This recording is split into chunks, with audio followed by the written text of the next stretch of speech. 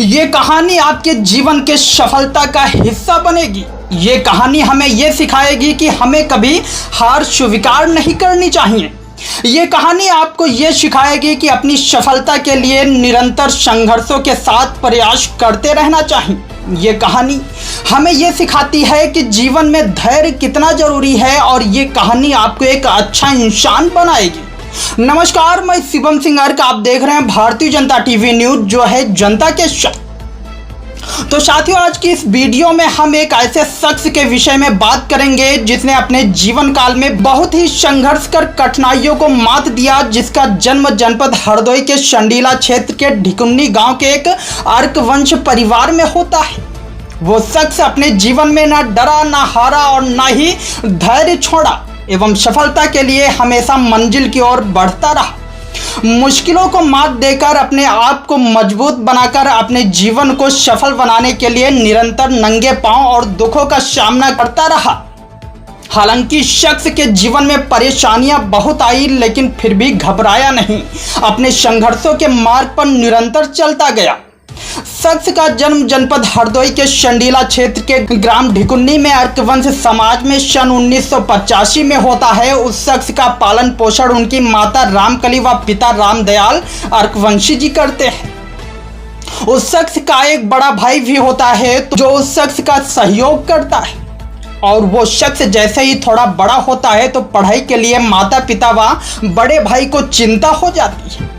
फिर उस शख्स का एडमिशन गांव के ही अटल बिहारी माध्यमिक विद्यालय में करवा दिया जाता है और वहां कक्षा 8 तक पढ़ता है। लेकिन बात यह थी कि उस शख्स का परिवार इतना धनवान नहीं था जो उच्च स्तर की शिक्षा दिला सके। कक्षा 8 तक अपनी पढ़ाई करने के बाद वो शख्स दिल्ली जाता है और वहां काम करके पैसे इकट्ठा करता है। फिर खुद का कपड़े का व्यापार प्रारंभ करता है। व्यवसाय अच्छा चलता है। फिर वो शख्स अपनी आगे की पढ़ाई पूरी करने के लिए दिल्ली के एक विद्यालय में कक्षा 9 में एडमिशन करा लेता है। फिर 10वीं और 12वीं की पढ़ाई वहीं से पूरी करता है। लेकिन इसके बाद कुछ ऐसी समस्या आ जाती है जिसके कारण उस शख्स की पढ़ाई छूट जाती है और व्यवसाय भी बंद हो जाता है। समय जब खराब होता है तो अच्छे अच्छे लोग टूटकर बिखर जाते हैं। इस शख्स के साथ कुछ ऐसा ही हुआ, लेकिन यह शख्स ठोकर खाने के बाद भी अपनी जिद पर अड़ा रहा और हार ना मानते हुए फिर सन 2002 में गाजियाबाद एनटीपीसी में कार्य करने लगा। फिर लगातार 3 साल तक कार्य करता है। फिर 2005 में उस शख्स का विवाह माया देवी से हो जाता है, जिसके 3 साल बाद यानी 2008 में एक प्यारी सी बच्ची का जन्म होता है जिसका नाम मानसी होता है। फिर 2013 में दूसरी बच्ची का जन्म होता है और उसका नाम इस्ता होता है, और 2018 में तीसरी बच्ची का जन्म हुआ जिसका नाम सृष्टि है। उस शख्स के कुल 3 बेटियां हैं। फिर उस शख्स के मन में ख्याल आता है कि क्यों ना ऐसा कार्य किया जाए जिसके माध्यम से मेरा अर्कवंश समाज जागरूक हो और आत्मनिर्भर हो सके। बस यही वो मोड़ थी जिसके बाद वो शख्स राजनीति क्षेत्र में अपनी अहम भूमिका निभाने लगा। फिर वो शख्स अर्कवंश समाज को एक नई दिशा और ऊंचाइयों पर स्थापित करने हेतु अपने इन विचारों को सच बनाने के लिए समाज हित में कार्य प्रारंभ कर देता है।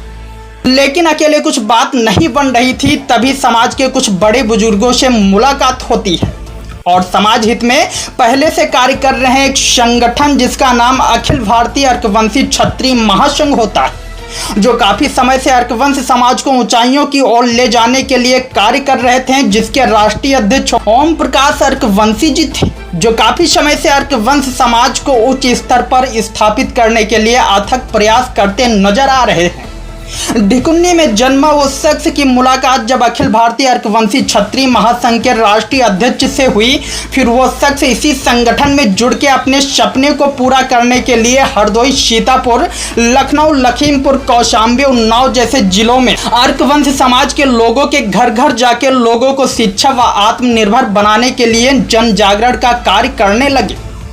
लेकिन इसी दौरान देश में एक भयानक महामारी आ जाती है जिसका नाम कोरोना था। इस महामारी ने ऐसा रूप लिया कि देश की सरकार को लॉकडाउन लगाना पड़ा, जिसके कारण कुछ दिन के लिए जनजागरण कार्य को बंद करना पड़ा। लेकिन उस शख्स ने हार नहीं मानी और सोशल मीडिया के माध्यम से जूम मीटिंग कर अपनी बातें समाज तक पहुंचाने का प्रयास किया।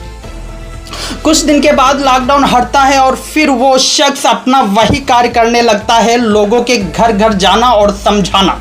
लेकिन जहां जहां जा रहे थे तो काफी भीड़ उमड़ जाती थी और अन्य समाज के लोग भी उपस्थित होकर उस शख्स की बातें बहुत ध्यान से सुनते थे।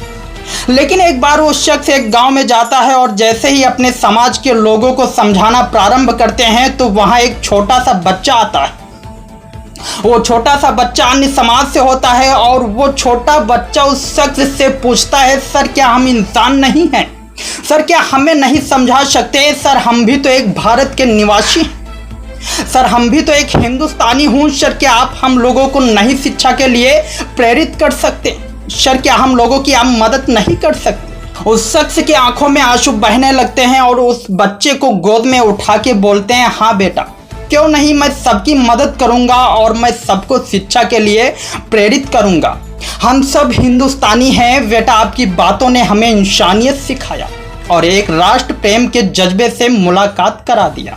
बेटा मैं आज से सिर्फ अपने समाज के लिए ही नहीं, मैं भारत में निवास कर रहे हर समाज की आवाज बनूंगा, हर समाज को एक नई दिशा दिखाऊंगा और समाज के सुख दुख में मैं काम आऊंगा, क्योंकि मैं सबसे पहले एक हिंदुस्तानी हूं। इसी दौरान उस शख्स ने अपना निर्णय लिया, हजारों युवाओं को इकट्ठा कर एक भारतीय समाज एकता महासभा का गठन किया और इस संगठन से हजारों काफी लोग ने भाग लिया जो कि सभी अलग अलग समुदाय के थे और फिर सर्व समाज को जगाने हेतु अपना कार्य करने लगे। इसी दौरान सन 2021 में पंचायत का चुनाव आता है और सभी युवा व जनता का साथ व आशीर्वाद मिला और वो शख्स संडीला तहसील के अंतर्गत भरावन प्रथम से जिला पंचायत का चुनाव भाजपा के टिकट पर लड़ता है और क्षेत्र से भारी वोट भी मिलती है। लेकिन उस शख्स के समाज के कई लोग चुनाव में खड़े हो गए जिसके कारण उस शख्स की कुछ ही वोटों से हार हो जाती है। फिर भी वो शख्स दूसरे नंबर पर रहता है और हंसते हुए जनता का आभार व्यक्त करते हुए कहता है, भरावन प्रथम की देवतुल्य जनता का मैं बहुत बहुत धन्यवाद देता हूँ, क्योंकि ये हमारी हार नहीं है, ये हमारी जीत है। आप लोग ने हमें जीत का पात्र बनाया, लेकिन क्या करूं, जब कुछ अपनों ने ही मेरी टांग खींच ली तो मैं भला कैसे जीत जाता। आंखों में आंसू दिल में क्रोध वो शख्स कहता है, जब अपनों ने दिया है धोखा तो गैरों से शिकायत क्या। वो शख्स कहता है, आज मेरे विरुद्ध में मेरे ही समाज के 2 प्रत्याशी खड़े हुए थे जो वो चौथे 5वें नंबर पे पहुंचे। वो शख्स कहता है, जब तक अपने अपनों के विरुद्ध लड़ते रहेंगे तब तक उनमें से कोई जीत हासिल नहीं कर सकता, क्योंकि त्रेता युग में भी रावण का भाई विभीषण भी रावण के विरुद्ध हुआ तो रावण मारा गया और उसके परिवार का पतन हो गया। इसलिए इस युग में जो भी एकता के साथ लड़ेगा वही विजय होगा। इतना कहते हुए वो शख्स फिर से सामाजिक हित में कार्य करने लगता है। फिर 2022 में विधानसभा का चुनाव आता है और यही शख्स अपने हजारों युवाओं के साथ विधायक श्रीमती अलका सिंह अर्कवंशी का प्रचार प्रसार करते हुए जनता से वोट देने की अपील करता है। बहुत ही कठोर संघर्षों के बाद विधायक जी को जिताने में सफल रहता है, लेकिन 2023-24 के बीच वो शख्स फिर से एक बहुत बड़ी मुसीबतों में घिर जाता है। ये मुसीबत उस शख्स के बेटी के जिंदगी और मौत की जंग में फंसी थी। इस दौरान वो शख्स बहुत ही टूट जाता है और रोते हुए ईश्वर से प्रार्थना करता है कि हे ईश्वर, इतनी कठिन समस्या क्यों देती, मेरी बेटी को मुझसे दूर मत कर, क्योंकि एक बेटी का दर्द सिर्फ पिता ही समझ सकता है। ये आवाज एक बेटी के बाप की टूटी हुई आत्मा की थी। वो शख्स इतना टूट जाता है कि 2-3 साल सामाजिक हित में कार्य नहीं कर पाता है। लेकिन कहा गया है, ईश्वर एक सच्चे और अच्छे इंसान को संकटों में डालकर एक मजबूत इंसान बनाने के लिए परीक्षा लेता रहता है। शायद ये पल ईश्वर की परीक्षा के ही थे। कुछ ही समय के बाद बेटी ठीक हो जाती है और फिर सामाजिक हित में कार्य करने लगता है और आने वाले 2026 में भरावन प्रथम से जिला पंचायत का चुनाव लड़ने के लिए फिर से तैयार हो गए हैं। ये कहानी ढिकुन्नी निवासी महेश्वर सिंह अर्कवंशी की है, जिनके जीवन की ये लंबी कहानी थी। कमेंट करके जरूर बताएं ये कहानी कैसी लगी और इस प्रकार की कहानियां सुनने के लिए चैनल को सब्सक्राइब कर बेल आइकन को प्रेस करें ताकि हर नेताओं की कहानियों के वीडियो सबसे पहले आप देख सकें।